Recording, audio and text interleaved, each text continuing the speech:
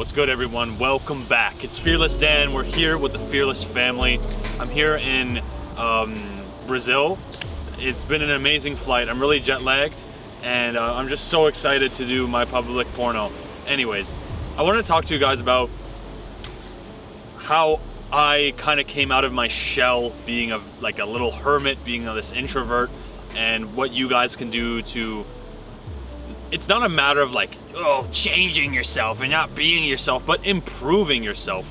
Going from a little hermit crab in the fucking crab barrel to becoming more extroverted. From being introverted to being more extroverted. How did I do it? Because I'm at a point now where I've had people say that, oh, you're very social, you seem like you could become a life coach, you're very outgoing, extroverted, yada, yada, yada. I wasn't like this. I wasn't born this way. In fact, quite the contrary. Sometimes I easily flip back into that introvertedness, especially when I'm just home alone, because I'm just doing my thing. But this is something I trained. This is something I had to fake it till I make it, if you will. But it's something anyone can do, really. You can fucking do it. Like, your brain is this little fucking mesh of plastic that can constantly be changed. I want to dive into my story, then I'm going to give you guys 2 tips you can take right here, right now, something practical, no woo-woo bullshit, okay? I'm not about the woo-woo stuff. I'm not about, oh, just sit for like 10 minutes, listen to me rant, and have incredible change happen to you and your life change forever.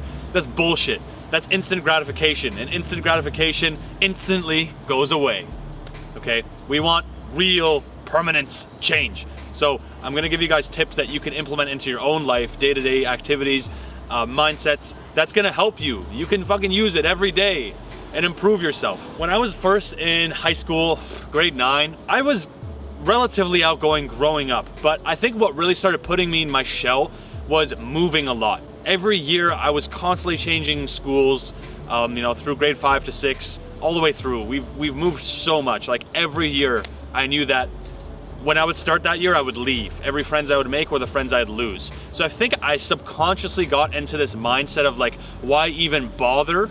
I don't want to go through this pain of losing my friends, so why should I even bother being outgoing and trying to make them? Fuck, that's kind of a realization I just made now, which is kind of crazy. So literally, we've moved 14, 15, 20 times being here in Canada. We've moved so much. So I knew every year, by the end of it, something's gonna go down, we're gonna have some economic crisis in the home, and we're gonna have to move again. And so I started becoming really much more involved in myself. And the things that I could take with me per my moves weren't my friends, but they were my games. They were, of course, my family, but my games and my toys and my Legos. So I just started investing in all those, and I poured a lot of my isolation into these things. I got really attached to them. I had a lot of ego investment in my toys, in the things that I could do at home. So over time, I just became so involved in myself. Why? Because it's easy. It's easy as fuck to just become involved in yourself and just play games all the time and not go out there and make fucking friends. It's easier to do that than to get into the discomfort. And so as a kid, you don't understand that shit. Your prefrontal fucking cortex isn't trained to be cold showers and discipline is what will... No, I don't know what the fuck that means. I just want to feel good. So that's all I cared about. And over time, throughout grade 5, 6, 7, 8, that's just the way things rolled. I would just make very small amount of close friends. There's also this concept of small groups of friends because I'm very selective. No, it's because you fucking suck at socializing.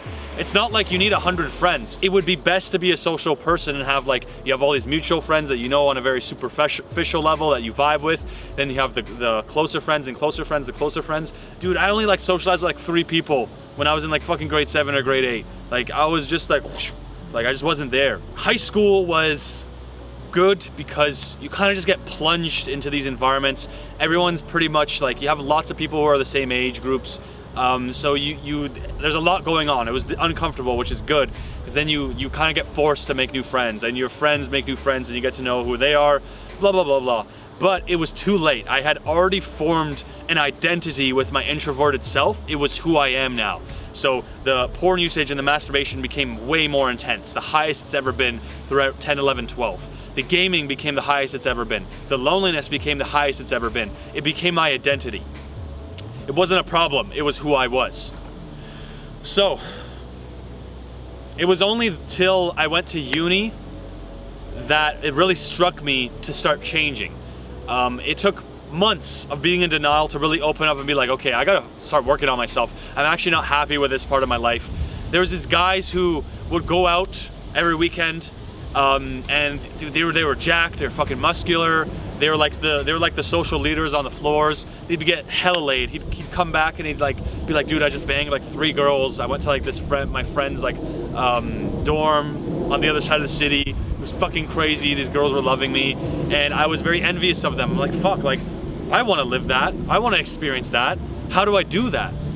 And so, yes, it came from outcomes. It came from wanting these things. It came from goals and desires for me to start changing myself.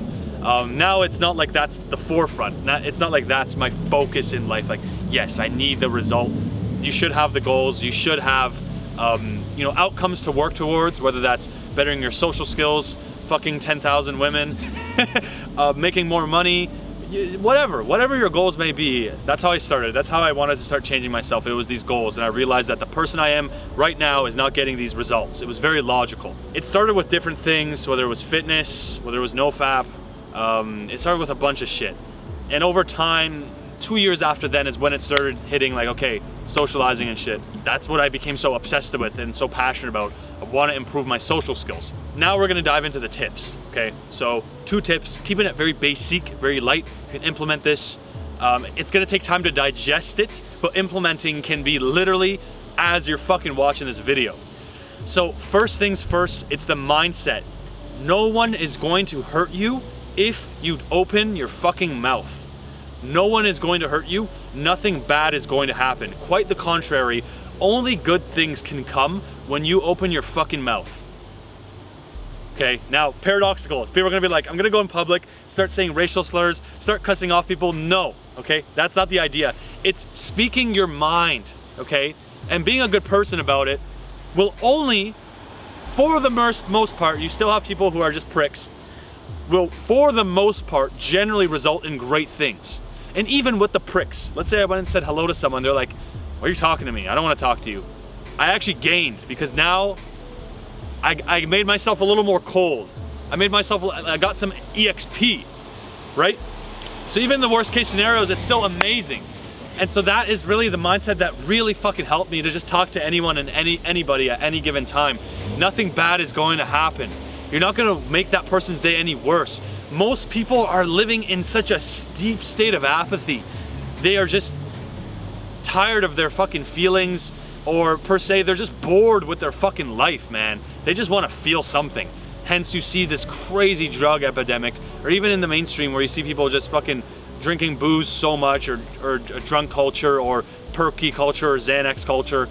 People are just trying to fucking escape themselves. They're just bored with themselves, or they're sick of themselves. And you can be that light to come shine up someone's day. Whether it's complimenting someone, whether it's going up to someone and saying, yo, I had my first period last week. Yeah, I was in the bathroom, I had to stuff cotton balls up there. I'm actually leaking, like I actually got blood dripping down my fucking legs. Do you have a diaper? Right, anything, be it anything, whether it's just a simple hello with a smile on your face, you can brighten people's fucking days. You can brighten up their days. And a little caveat to this, it's not just you, okay? Us introverts think we're like the only ones who are such hermits. Most people are like this, okay? You have guys who are or girls who are just so outgoing, so fucking alpha, like for reals, and they're just badass. But most people are like, they're awkward. They have social anxiety. Really, really, seriously, they do. Even the fucking hottest girls, some of the most attractive women you may meet in your life are socially weird. They're not the most socially savvy people. So those 2 mindsets aside, it's gonna take time for that to be digested. Yeah, you can watch this video and be like, yeah, I guess it makes sense. What's the worst thing that could happen if I talk to someone?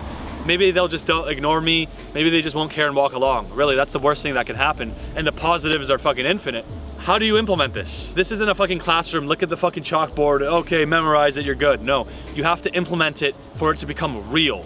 And that comes to taking fucking action. That's the only way these mindsets will actually change you, or will actually become a part of you and form a new identity, whatever you wish that person to be. It just comes from taking shit ton of action, okay? Massive action, but it's contextual. It's relative. Massive action for me, if I was like, dude, I need to go and get immersed, I would take a train to Toronto and I'd talk to like 500 people in a day, as much as I could. That's massive action. For you, massive action for you could be like when I go to the store, I'll try to crack a conversation with the cashier or the person behind the till. Or when I go to the gym, I'll talk to one guy. It doesn't even need to be the person of the opposite sex, because that has its limiting beliefs and it's already tough enough as it is mentally. I'll talk to one guy at the gym and I'll compliment him or ask him how he's doing that workout, or I'll just say something, right? That might be massive action for you, because God knows the last time you did that. So it's relative. It just depends where you are on the journey. And that's pretty much that, really. It's as simple as that. It's so simple, it's not easy. It's only when you start taking action where you start conquering the hurdles and it's like, oh shit, okay, this isn't so bad. Thank you all for watching, Fearless family. Smash up those like, drop your comments below. Tell me about your story, whether you're really a hermit right now, you want to change yourself, or maybe you went through a process of change, but it wasn't really conscious, or perhaps it was. Tell me your story. I'd love to hear it. I know other people would fucking love to hear it. So smash up those likes. See you on the next one. Kame fucking ha. No, where do you think you're going? It's still in my face. I won't let you go away from me.